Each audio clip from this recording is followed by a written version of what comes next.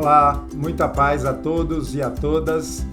Vamos dar continuidade ao nosso estudo aqui do Evangelho segundo o Espiritismo, que já estamos aqui no capítulo 28, estudando as preces. Como a gente já falou outras vezes, ele não está dando modelo fechado. Então, os espíritos, junto com Kardec, apresentaram um raciocínio de cada motivo de prece e depois sugeriram modelos que não precisam ser seguidos à risca, apenas para a gente ter uma ideia de como conversar com os espíritos, com a divindade, na hora das nossas preces. Nós já estamos aqui, capítulo 28, item 8, na prece para os médiuns. Já fizemos um vídeo sobre a prece para os médiuns. E hoje a gente vai fazer o segundo vídeo, concluindo, inclusive com os modelos. E estamos aqui no parágrafo, bem no meio, do texto, no parágrafo que começa com a prova à experiência. Estávamos falando no final do outro vídeo sobre aqueles médiuns que fazem mau uso da mediunidade, considerado como médiuns imperfeitos, e que por ainda ignorância moral, por postura perante o trabalho da mediunidade, acabam atraindo espíritos imperfeitos também. Espíritos são pessoas, somos nós, não são entidades à parte porque estão desencarnados.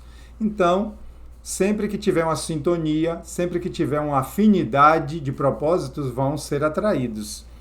Então aqui estavam falando desses que fazem mau uso da mediunidade. Prova a experiência que da parte dos que não aproveitam os conselhos que recebem dos bons espíritos, as comunicações, depois de terem revelado certo brilho durante algum tempo, degeneram pouco a pouco e acabam caindo no erro, na vertigem ou no ridículo, sinal incontestável do afastamento dos bons espíritos. Olha só o que ele está dizendo, que acaba quando o médium faz mau uso da mediunidade, quando não dá sintonia, quando às vezes quer enganar as pessoas com sua mediunidade, muitas coisas que acontecem no mau uso, não só da mediunidade, mas de toda a capacidade, de todo o trabalho que a gente faz, Ele está dizendo aqui que acaba que os bons espíritos se afastam e aquelas comunicações dele começam a cair no ridículo, começam a cair no erro, na vertigem, no ridículo, como ele coloca aqui, e que quem tem experiência das comunicações mediúnicas já percebe que houve um afastamento dos bons espíritos, dos espíritos que estão realmente trabalhando para a divulgação do Evangelho, para a divulgação da doutrina. Esses se afastam. E muitas vezes o médium ou outro trabalhador espírita qualquer, seja do passe, da palestra, da evangelização, que se deixar tomar pelo orgulho acaba afastando os bons espíritos e às vezes ele mesmo não percebe que está sendo enganado, que está sendo usado. Eu sempre faço uma relação com a nossa vida também. A nossa vida aqui no dia a dia também é assim. Quando a gente dá sintonia aos maus espíritos, aqueles ainda que estão na ignorância do bem, também eles se aproveitam e a gente começa a receber sugestões deles e também complicar a nossa vida.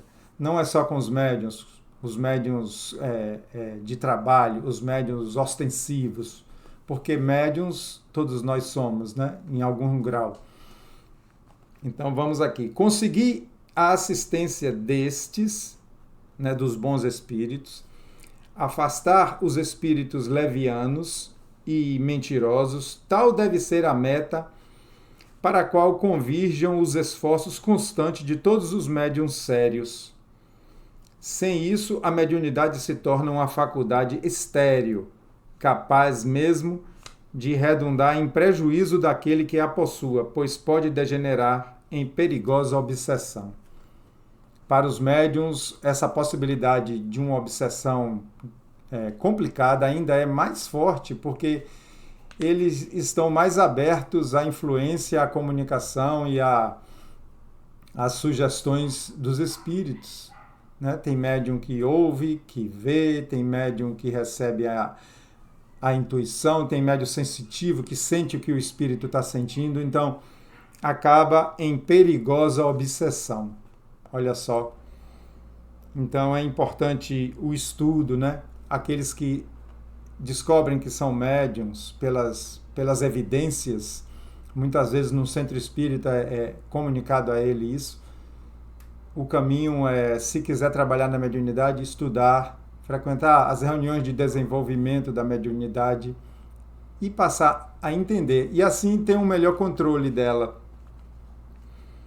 O médium que compreende o seu dever, longe de se orgulhar de uma faculdade que não lhe pertence, olha só, não lhe pertence, é uma capacidade da natureza, é uma característica orgânica e que ele recebeu para o seu crescimento na reencarnação atual. Visto que ele pode ser retirada, atribui a Deus as boas coisas que obtém. Se suas comunicações receberem elogios, não se envaidecerá, quer dizer, não se orgulhará com isso, porque as sabem, independentes do seu mérito pessoal. Então, é reconhecer que aquilo é uma habilidade, uma faculdade orgânica que lhe foi concedida por um planejamento e que ele tem que agradecer a Deus e atribuir a Deus esse trabalho que muitas vezes é muito bonito, muito útil para o crescimento em geral de todos que estão envolvidos. Agradece a Deus, está falando aqui do bom trabalho do médium. Ele agradece a Deus o haver consentido por seu intermédio bons espíritos se manifestassem. Se dão lugar à crítica, não se ofende, porque não são obra do seu próprio espírito. Então, se recebe elogio, atribui a Deus, atribui aos espíritos, e se recebe crítica, não se ofende, porque também sabe que o trabalho não é só dele. Ao contrário, reconhece no seu íntimo que não foi um instrumento bom e que não dispõe de todas as qualidades necessárias para evitar a intromissão dos espíritos maus. Se recebe crítica e ele vê que realmente a crítica tem procedência, que realmente a pessoa que está criticando tem razão, reconhece dessa forma que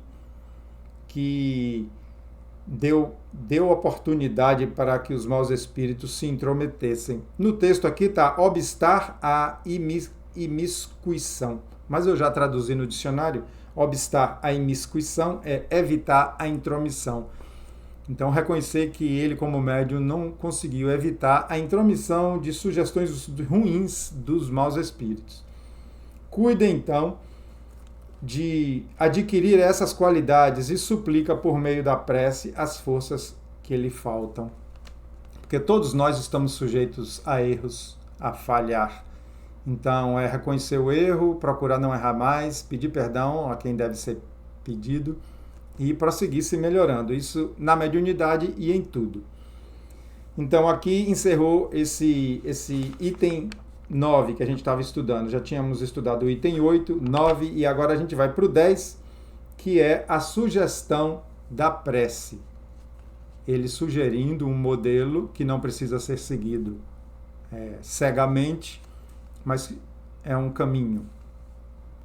Deus onipotente, permite que os bons espíritos me assistam na comunicação que solicito. Preserva-me da presunção de me julgar resguardado dos espíritos maus, do orgulho que me induza em erro sobre o valor do que obtenha. Já pediu aqui que preserve ele do próprio orgulho, da presunção, e que permita que os bons espíritos trabalhem com ele. De todo o sentimento oposto à caridade para com os médiuns, para com outros médiuns. Se cair em erro, inspira a alguém a ideia de me advertir disso e a mim a humildade que me faça aceitar reconhecido a crítica e tomar como endereçados a mim mesmo e não aos outros os conselhos que os bons espíritos me queiram ditar. Então, no meio da prece, antes de começar um trabalho, o médium pede que ele seja preservado do próprio orgulho, da presunção, e que ele tenha humildade. Ainda pede que se ele errar, que realmente que sejam feitas observações no trabalho dele e que ele aceite com humildade. Claro que isso vai ser analisado pelo próprio, com coerência, com razão, para ver se realmente ocorreu uma falha ali no trabalho, para que ele retome o bom caminho, né?